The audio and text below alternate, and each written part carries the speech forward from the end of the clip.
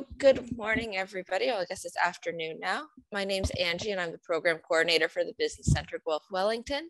Sorry about my crackly voice, just getting over a cold in my family. I am here today with Raylan Douglas to go over our resilience. Anybody watching on Facebook, if you have any questions or comments, please put them in the comments. I will add any resources to there at the end of the program. So Raylan, I'll pass it all off to you. Terrific. Thanks, Angie. And such a nice opportunity to come back and see folks from the Guelph-Wellington Business Center. And I know I just got the name wrong. Angie, we just talked about that. I was in the Starter Plus program with Tony as my coach about 1.5 years ago and really benefited from the programs and the services that were offered. And I'm hugely grateful to the organization and all the great work you do. Since meeting with Tony and others, I've launched my business, Resiliency Consulting, with a focus on building resiliency in the healthcare system. As you know, a happy nurse makes for a happy patient. So doing what I can to help organizations build cultures where people love to work. And that starts with building your own personal resiliency. So this isn't unique to the healthcare system. We thought small business owners might benefit from some of this content as well. So I'm pleased to put together some slides, and I'll have them all ready for you, as well as some additional resources that we'll share, and Angela will send them out. And so we'll get started, and I will start sharing my screen. Is that view okay, Angie? Yeah, you're great. Terrific. Okay. So this is all about building your personal resilience. And let's see, how come my slides aren't advancing here? There we go. Just a short introduction. You know, as small business owners, you've been through an awful lot these past 2 years, the stress of the pandemic and burnout for you and people around you. We'll talk a little bit about what is the definition of burnout, and then we'll move into some discussion about resilience. You know, what is it? How do you get more of it? And then I'll offer you a framework that you can apply to your own personal life to help you create a bit of a plan, a strategic plan to build some more resilience in your life. So back in 2019, the World Health Organization identified burnout as a chronological symptom, saying that it's made up of 3 things: feelings of reduced energy or exhaustion, increased mental distance from one's job, maybe feeling more negative or cynical than usual, and perhaps feeling less confident in your ability to perform well, and kind of reducing your confidence in your ability to get things done. So this has been identified as a global phenomenon, and this was before COVID-19. So this is a real factor for us. And since then, COVID has hit, and many people are struggling with, juggling, working from home and balancing responsibilities for family and loved ones. There's a lot of talk about the Great Resignation. Maybe people like yourselves who've pivoted into new roles, starting up a new business because you just didn't want to be in that corporate job any longer. And particularly for businesses, it's been a tough slog with the pandemic and the the disruptions to supply chain, unfairness in the rules. Some sectors are really thriving while others are really hurting. So it's been a real challenge for everyone over the last couple of years. And like I read something recently, we're all in the same storm. We're not all necessarily in the same boat. Some of us are in life rafts and others are in yachts. And I would say small businesses really been struggling with some really uneven impact on the pandemic. So what can we do about this? I think, a lot of it starts with our mindset and how we feel about things, whether we feel capable to make a change or not. Oops, I'm sorry. One word that has really surfaced during the pandemic is this word resilience. And I think probably everyone has their own definition of this word. Merriam-Webster defines it as the power or ability to recover from a setback or other adversity.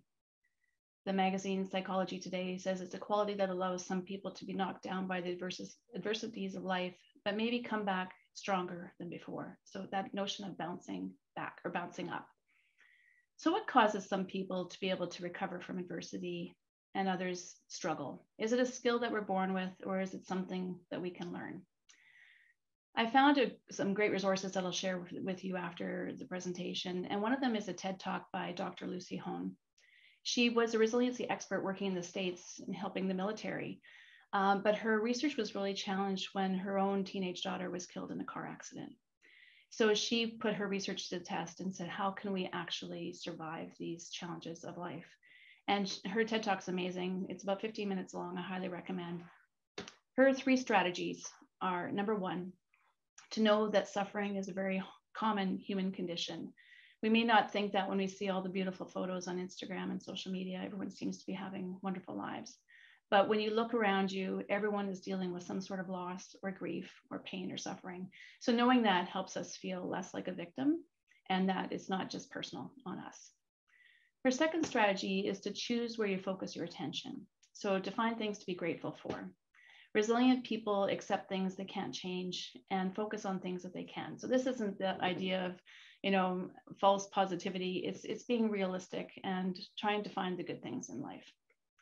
And the third strategy she talks about is asking whether what you're doing is helping or harming. Having a glass of wine at the end of the day might be great, but are you drinking a little bit too much? Is that helpful to you or harmful? And the reverse of that is, how do you feel about self-care? A lot of us feel guilty when we take time to care for ourselves. So it's really flipping the conversation around to say, is this helpful to me or harmful? And if it's good, then let's do more of that. So this image you might be aware of when you travel on the airlines, they talk about putting your oxygen mask on first before you can help others. So that's what this session today is, just some reminders for how you can take care of yourself. In my consulting business, I developed a resiliency dashboard. And you know what a dashboard is. It's a tool that you can glance down while you're still driving and get some guidance or some direction without having to stop and pull out an owner's manual or to look at a map. The dashboard tells you exactly what you need to focus on. And the most important element of the dashboard is the gas tank, which we'll get into. So the dashboard has 4 quadrants, because I don't think it's just work-life balance. I think it's life in 3 quadrants and work in 1. So I'll explain. The first one is physical health and fitness. The second is mental and emotional health. The third is our relationships and our social connections. And the fourth is work, our leadership and our career aspirations. So you'll see that work is just one of the 4 components. And all of these things work to support one another. If you're feeling better physically, you'll feel better emotionally and mentally, and vice versa.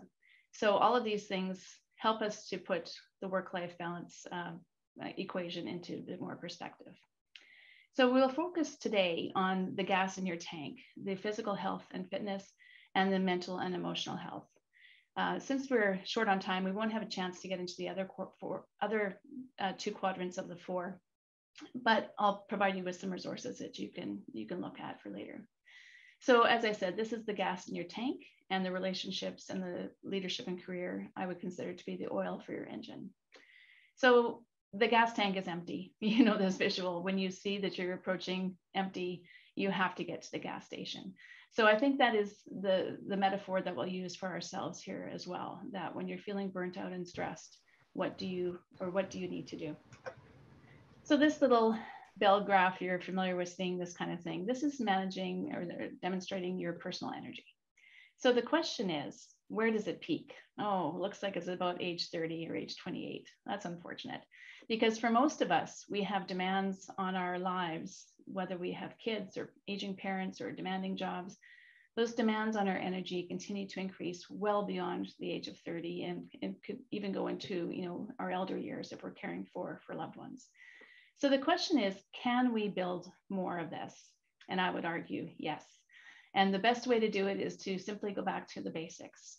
I've included in your supports a short 5-minute podcast that I've discovered recently from a woman in the States. Her podcast is Goodbye Crop Top, and she helps people who are moving into their older years and managing some of the stigma associated with ageism.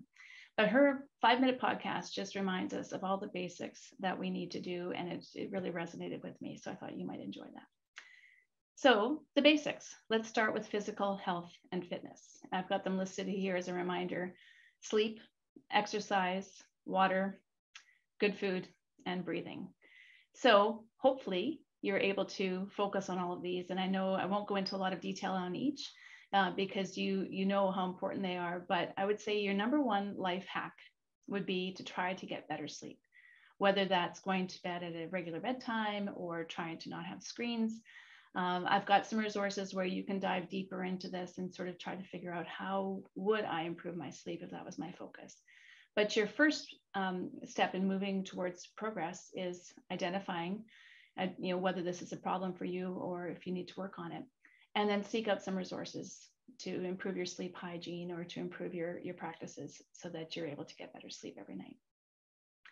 The second most essential item is drinking water. Again, you know these things, but this is just a reminder how important water is to our good health. You might notice in the middle of the afternoon, if you're feeling tired or you have brain fog, try drinking a glass of water and see if that improves. Most of us are walking around sleep deprived and dehydrated. So if we could focus on those two things, we would already be in a better state. You all know the importance of good food, fueling your body with good nutrients. I'd like to think of it as focusing on eating colorful food, blueberries, avocados, something that makes your plate look colorful and lively. And to focus on mindful eating, which is to not stand at the kitchen counter and wolf down your food, as my mom used to say, but to take a moment to breathe, to smell the aroma, to prepare your body for digestion, and to spend time with loved ones. Because if you can savor that time, we'll get into some of the research behind that later, it can really help not only with digestion, but with your stress and anxiety. Exercise in some form. Unfortunately, we can't go for a beautiful bike ride today with all the snow out there, but maybe you can walk around your house a little bit more or take a break at noon and just go out and get some vitamin D. So the idea is to just move a little bit more, exercise when you can, and try to do something maybe at the top of every hour, walk upstairs to get a glass of water, excuse me, or just do something to get your body moving. And the final element under the physical health category is breathing. Taking a moment to do some deep breath, because normally we're just breathing at the top of our lungs, we're not filling our lungs with air. And if you can, especially when you're in a stressful state, remember to do some deep breathing. You'll find your heart rate slowing down. You can become a little bit more clear and more focused. So that can be your first strategy when you're feeling stressed. So now moving on to the next quadrant, the mental and emotional health. There's lots of resources that you can look to help train your brain, as I like to call it. So we'll get into those next. And again, I've listed a couple of them here. It's like having a menu of options for you to try out different things. And I'll give you some resources for you to follow and to see what works for you. So the underlying principle here is that your mindset is key. There was a study done by Sonia Lubomirsky at the Greater Good Science Center, and she determined that what helps us with happiness, 50% of it is our genetics, 10% is our life circumstances, perhaps whether we're born in Canada or in a war-torn country, but 40% of what determines happiness is our mindset, or our intentions for the day. So that's good news that despite having, maybe challenged with our genetics or our circumstances, that 40% is determined by what we put into our minds. So another resource for you, this is Sean Acor. He's written a great book called The Happiness Advantage. I've included a link to a TED Talk in case you don't have time to read his whole book. But his research was at the University of Harvard, studying elite students who'd come there to further themselves, and they were feeling depressed and anxious, and some of them unfortunately suicidal. So his research turns it around to say, instead of thinking that once you achieve, you graduate and you get the job and you get married and you settle down, then you'll be happy, success and then happiness. He wants to flip it around to say, try to find happiness first, and then success will follow. So he's got some great practices that you can practice and try. And because of the work of Sean Acor and others, now there's free courses at university because they're seeing the need for university students to really focus on mindset and well-being. So the Yale University had put on this free course. I took it a couple of years ago. It's called The Science of Well-Being. I've included a link in your resources if you want to take the 10-week course. But if you don't have the time, I've summarized Dr. Laurie Santos's research here for you, just as a quick reminder of all the things that you can do to improve your well-being. So her research begins with how our brains work and what we focus on. And we would be surprised to think that some of the things that we think would bring us joy typically don't. So the shiny new car, the new house, getting married, graduating. Instead of these things, which are temporary fixes, she says you can build long-term well-being by focusing on rewiring your brain. And so her course is built around 10 weeks, taking one practice every week and really focusing on it. And you won't be surprised, two of the key components she talks about: better sleep and exercise. So she's not saying, take on an exercise program to see increased results physically. She's saying to do it to see how it affects your mood. So that's a different take on it. Another element that the research provides great evidence for is the practice of gratitude. And she finds it to be such a helpful tip that she puts it in her course twice. It begins earlier in the program with some simple suggestions to think about 3 things that you're grateful for at night before you fall asleep, maybe doing some journaling about it. And the idea is to really imagine and to think about the person you're grateful for and really be mindful of them. Don't just list them and then walk away, but to really take some time to think about why you're grateful. And later on in her course, she comes back to this gratitude practice to say, go deeper with it, write them a letter, share it with them. If you could read it to them or visit and deliver it in person, it will strengthen your social connection, it'll strengthen your bond, and it'll have an amazing effect on your mood and your well-being. Another element she asked you to practice is savoring experiences, whether it's a meal with a loved one or a walk in the forest or a movie or a memory, just taking time to really savor those experiences. And from a scientific point of view, this has been shown to really have an impact and a positive effect on well-being. So it's being mindful, it's taking the time, to be present with these people and to really think about it.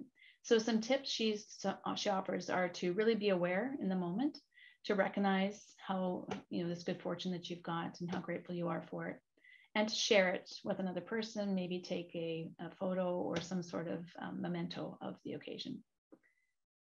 Some other suggestions, Laurie Santos suggests meditation. I suggest a guided meditation because I find that when I try to meditate, I fall asleep. But she points to the research as being, really beneficial for increasing positive moods, increasing concentration, helping you to have greater social connections. So I suggest if you have trouble with meditation, find an app that you can follow along, a guided one, or to, just practice and see if you can get better with it. Another activity is undertaking random acts of kindness, going into a grocery store and smiling at the clerk and saying hello and thanking them for the good work that they do. You'll not only notice an improvement in their mood, but it'll affect yours as well. And you'll see that positive ripple effect to the other customers that person has to deal with. Improved social connections, finding some way to connect with your loved ones or friends or even strangers.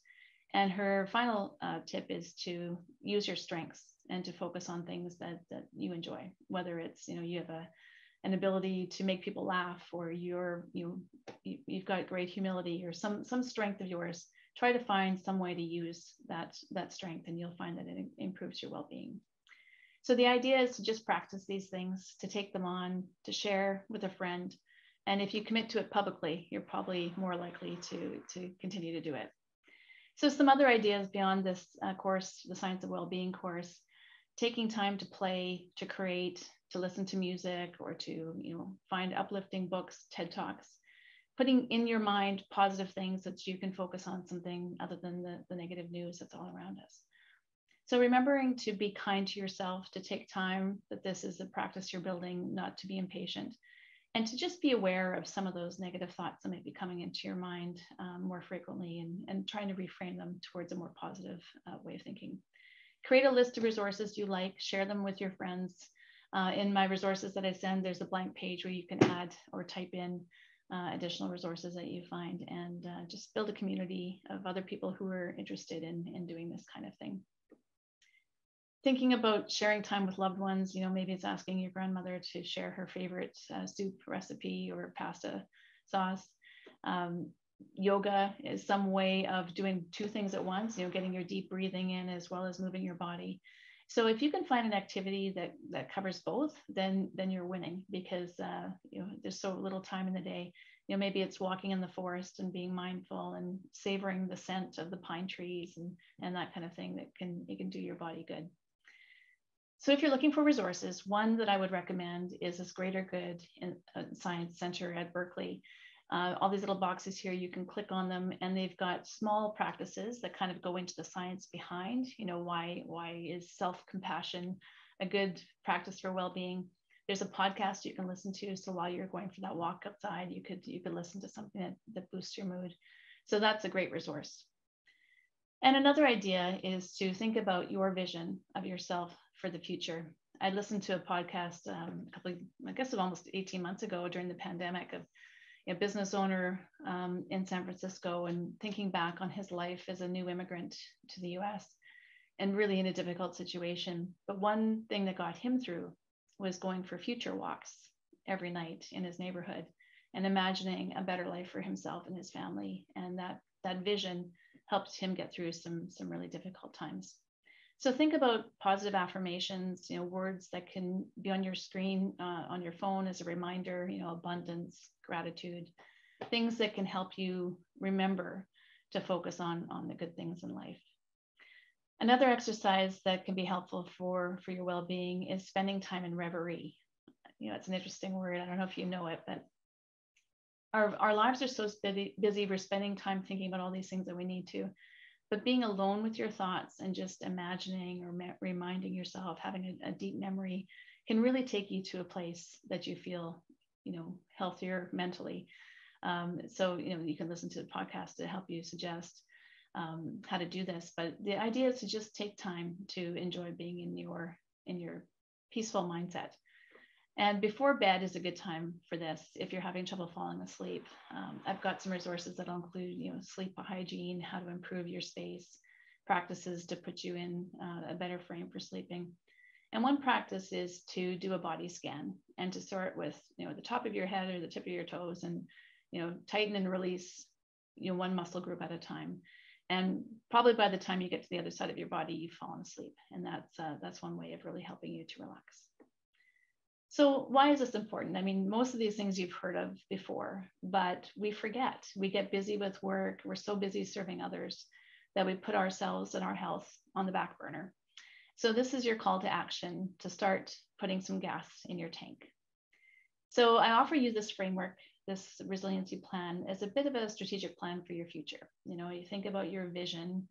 Why do you want to do this? What's important to you? Do you want to be around for your grandchildren? Do you want to ward off chronic disease? What is it that you just don't want to feel burnt out any longer? What is your why? And what are some of the goals that you want to set for yourself? 1 year from now, how would you like to show up for your family and in your business and with your partners? So take some actions under each of these 4 categories. I like to think of it as thinking big, start small, and act quickly. And identify some specific actions that you can take to move forward, even if it's just, drinking 8 glasses of water a day. And identify some measures that you can help yourself track so that 6 months from now or a year from now that you're making a difference. Find some accountability partners that you can say, oh, my neighbor, she wants to walk too, so we can walk together and we'll hold each other accountable.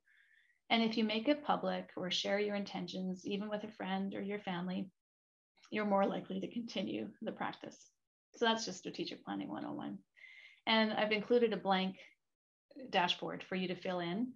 And maybe you're not quite ready to do the relationships and the leadership ones because we haven't covered those, but you will know the things that you want to focus on, and maybe 1 or 2 or 3 things that you want to practice and just give it a go. So as I mentioned, I have some tools that I'll be sharing with you, but the first thing to do is just start paying attention and to notice, how was your sleep at night? Start tracking things in a journal and maybe put some reminders in your calendar, go for that walk at 4 o'clock or at noon. Seek out lots of resources. There's so many out there, and share the ones that you love with others, because it's always fun to get a new resource. And after 2 weeks of trying some of these things, you'll start to notice your habits are forming and you're feeling better. And you might have more energy to take on something new.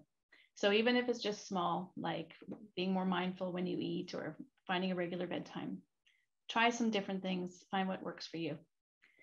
And when the going gets tough, you have had a stressful day, I would suggest the first thing to try is box breathing, where you take a deep breath in to the count of 4, you hold it for 4 counts, you let it out to the count of 4, and you hold it.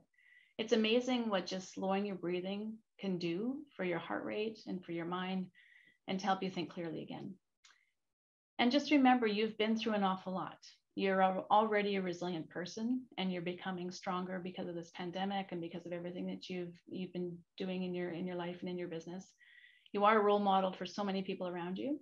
So be proud of that and think about what you've done in the past that has gotten you through, because that's a good reminder that you can do tough things. So go back to the basics, as I mentioned, the physical health, mental health, that's the gas in your tank. And remember to ask for help. It's okay. If you need help, there's resources out there. Make caring for yourself a priority and just take some small steps to start to see progress. So I like this quote: life isn't about waiting for the storm to pass. It's about learning to dance in the rain. And the first step is believing and having hope that you can make a difference, even with just small little steps every day. You can become stronger and more resilient. So after a storm comes a rainbow, and I'm hoping that you feel a little bit of hope that the pandemic is hopefully coming to a bit of an end, and that you've made some amazing progress in your life, in your business, and you've been there for your family. So try to find some hope in what's to come after this is all behind us, and you're incredibly resilient and able to take on more. I like to think that resiliency is our superpower, and it has an opportunity to create a ripple effect around people around us at home and at work, and that you're in control, and you can create a community of champions for this to focus on well-being in your work and in your home. So good luck to you. That's great. Well, thank you so much to anybody watching on our Facebook Live. If you have any questions for Raylan, I will be putting the resources in the comments on that stream. Please put your questions there. If you'd like to reach out, please connect with me at success@guelphbusiness.com and we can get you connected.